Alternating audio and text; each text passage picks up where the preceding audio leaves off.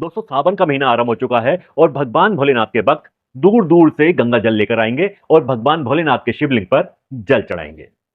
दोस्तों ऐसा करने से भगवान भोलेनाथ प्रसन्न होते हैं और विशेष आशीर्वाद प्रदान करते हैं।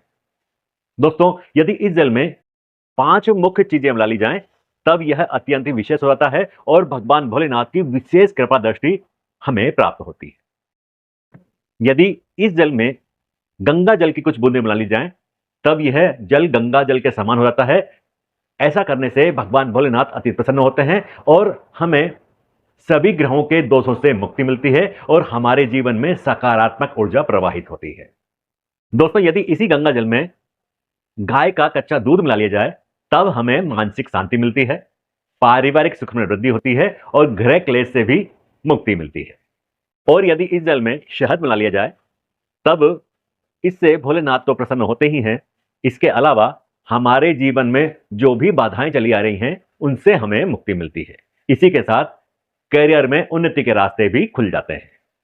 यदि इस जल में चंदन मिला लिया जाए तब भोलेनाथ तो प्रसन्न होते ही हैं, इसी के साथ मान सम्मान में वृद्धि होती है, भाग्य में वृद्धि होती है और आने वाले दिनों में अच्छे दिनों की शुरुआत होती है।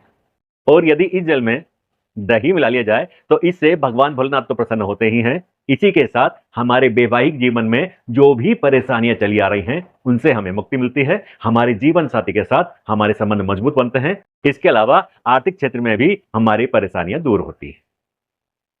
तो यह 5 चीजें इस जल में मिला ली जाए और भगवान भोलेनाथ के शिवलिंग पर जल चढ़ा दिया जाए तब हमें यह विशेष प्रकार के फलों की प्राप्ति होती है।